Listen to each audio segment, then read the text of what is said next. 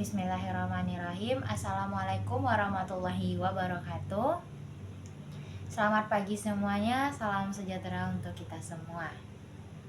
Puji syukur tak lupa kita panjatkan atas kehadiran Allah Subhanahu wa Ta'ala, yang mana telah memberikan kita nikmat, rahmat, serta karunia, sehingga kita diberikan kesehatan dan bisa melaksanakan perkuliahan dengan baik pada saat sekarang ini. Semoga kita semua diberikan keselamatan serta dipermudah segala urusannya. Amin amin ya rabbal alamin.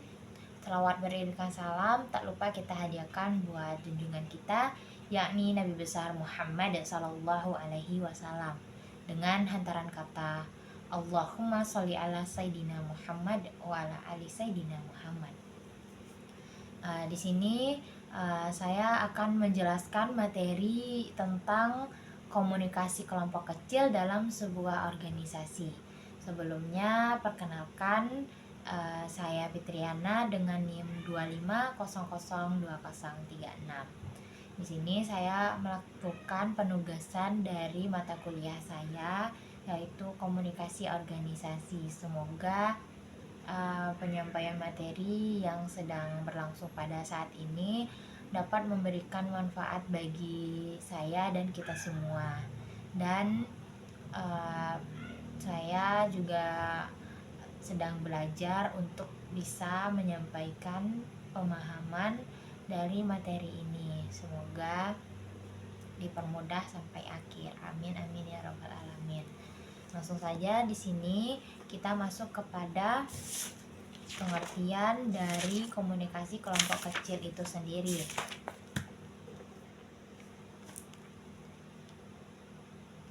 Mulai dari pengertian komunikasi kelompok kecil. Komunikasi kelompok kecil adalah proses pertukaran informasi, ide, atau pesan yang berlangsung antara sejumlah kecil individu, biasanya sekitaran 3 hingga 12 orang, yang berinteraksi secara langsung untuk mencapai tujuan bersama. Dalam konteks organisasi, kelompok kecil dapat berupa tim kerja, unit rapat, komite, maupun kelompok proyek. Yang kedua, itu tujuan komunikasi kelompok kecil. Tujuannya ini, komunikasi kelompok kecil dalam organisasi memiliki beberapa tujuan utama. Di sini ada tujuh tujuan komunikasi kelompok kecil. Yang pertama itu ada menyelesaikan tugas atau masalah bersama. Berarti kelompok kecil ini bisa menyelesaikan tugas atau masalah bersama dengan menggunakan kelompok kecil tadi. Ketika ada tugas, seperti kita ambil contohnya ketika penugasan kuliah, diminta untuk membuat satu kelompok berisi 3 orang, 3 atau 4 atau bisa lebih, dan bertujuan untuk menyelesaikan tugas yang diberikan. Atau bisa kita ambil contoh lain seperti berdiskusi untuk kegiatan yang akan dilakukan dalam penelitian. Misal penelitian di sekolah ini, dan diminta untuk membuat satu tim yang berisi 4 atau 5 atau bisa lebih untuk berada di sekolah itu dan mengamati sekolah itu dan mencatat semua informasi dan data-data di sekolah itu. Nah, yang kedua adalah mengambil keputusan secara kolektif. Yang ketiga, koordinasi pekerjaan atau aktivitas antar anggota. Yang keempat, berbagai informasi dan pengetahuan yang relevan dengan pekerjaan. Yang kelima, meningkatkan hubungan interpersonal dan membangun kerjasama. Yang keenam, mendorong kreativitas dan inovasi melalui diskusi dan brainstorming. Yang ketujuh, mencapai pemahaman yang sama tentang tujuan, peran, atau kebijakan dalam organisasi tersebut. Selanjutnya, karakteristik komunikasi kelompok kecil. Ciri-ciri utama komunikasi kelompok kecil itu ada 7 juga. Yang pertama, ada jumlah anggota terbatas, adanya tujuan bersama, interaksi bersifat tatap muka, partisipasi aktif, norma kelompok, ketergantungan antar anggota, dinamika kelompok. Nah, di sini ada 7 karakteristik atau bisa kita sebut dengan ciri-ciri utama dalam komunikasi kelompok kecil. Kalau menurut pemahaman saya, komunikasi kelompok kecil itu seperti kita membangun sebuah kelompok yang terdiri dari beberapa orang, dari 2, 3 atau bisa lebih untuk melakukan tujuan yang sama. Seperti itu.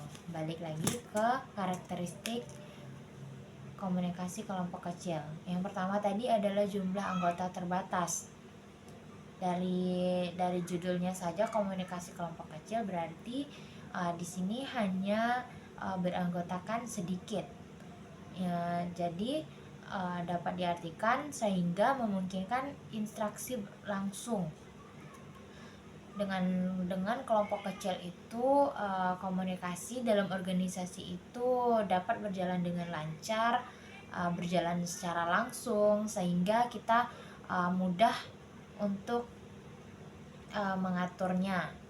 Beda dengan komunikasi yang kelompoknya sudah banyak, itu harus ada pengarahan dulu, harus ada pengaturannya dulu, ketertibannya dulu, sehingga informasi yang disampaikan itu agak terhambat.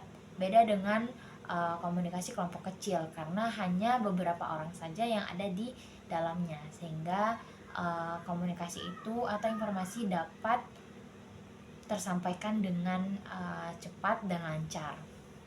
Tapi tidak menutup kemungkinan juga kelompok besar atau lebih dari kelompok kecil ini informasinya juga bakal tetap tersampaikan dengan baik. Yang selanjutnya adalah partisipasi aktif dari setiap anggota. Jadi kelompok kecil ini hanya berisikan beberapa orang saja dan memiliki tugas masing-masing, sehingga semua anggota yang di kelompok kecil ini saling berpartisipasi untuk menyelesaikan tugas yang telah diberikan dalam kelompok itu. Dan selanjutnya adalah norma kelompok yang mengatur perilaku dan alur komunikasi.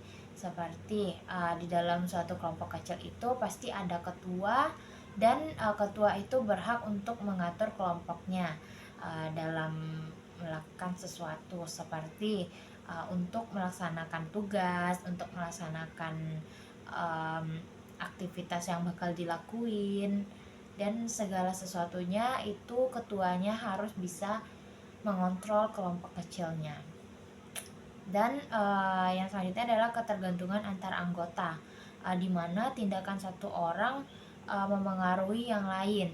Jadi ketika suatu kelompok kecil ada di dalam satu orang itu yang egois dan dia tidak mendengarkan kelompoknya, di situ akan mendapati gangguan dan akan mengganggu efektivitas dari kelompok itu sendiri, dan sehingga kelompok kecil itu saling bekerja sama. Selanjutnya adalah dinamika kelompok seperti kepemimpinan, konflik, dan kosehi. Lanjut, di sini kita akan membahas tentang variabel kunci komunikasi kelompok kecil. Variabel atau elemen penting yang mempengaruhi kualitas komunikasi kelompok kecil antara lain di sini terdapat 8. Yang pertama itu adalah tujuan kelompok. Maksudnya kejelasan tujuan menentukan arah komunikasi dan efektivitas kerja. Yang kedua, peran anggota. Setiap orang atau anggota memiliki peran seperti pemimpin, pencatat, pemberi ide, evaluasi, dan lain-lain.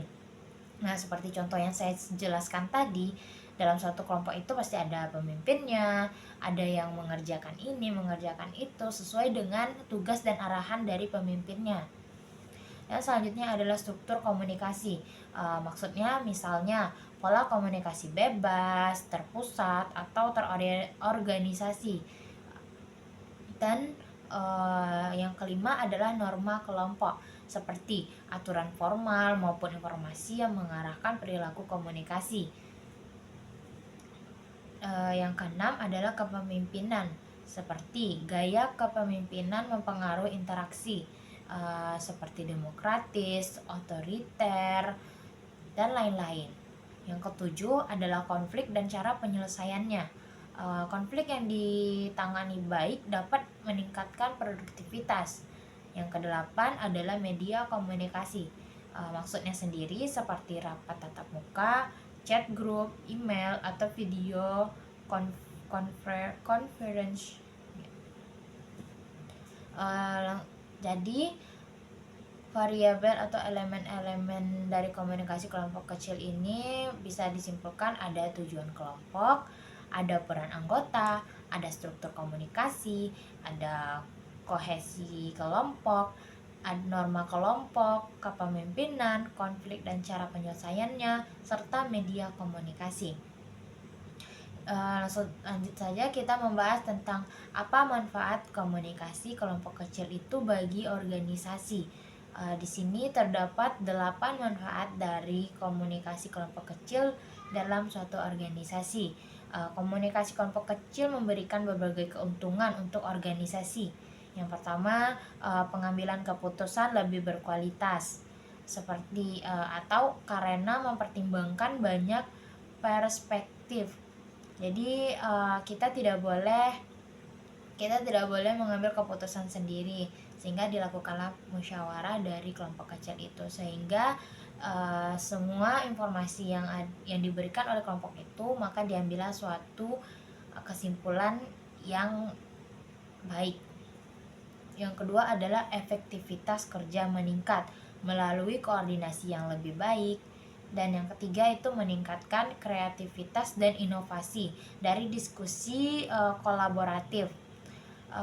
Yang keempat adalah memperkuat hubungan dan kerjasama antar karyawan. Yang kelima, meminimalkan miskomunikasi karena penyampaian langsung dan interaktif. Yang keenam, meningkatkan motivasi dan keterlibatan anggota tim. Yang ketujuh, membangun budaya organisasi yang sehat, terbuka, dan partisipatif. Yang terakhir adalah mempercepat pemecahan masalah karena ide solusi dapat muncul secara cepat. Nah, itu saja penyampaian materi dari komunikasi kelompok kecil dalam organisasi. Semoga dapat memberikan kita pemahaman, serta saya juga menyadari masih banyak kekurangan dalam penyampaian materi ini. Semoga untuk kedepannya bisa lebih baik lagi. Amin amin ya rabbal alamin. Mungkin itu saja dari saya. Sekian, terima kasih. Assalamualaikum warahmatullahi wabarakatuh.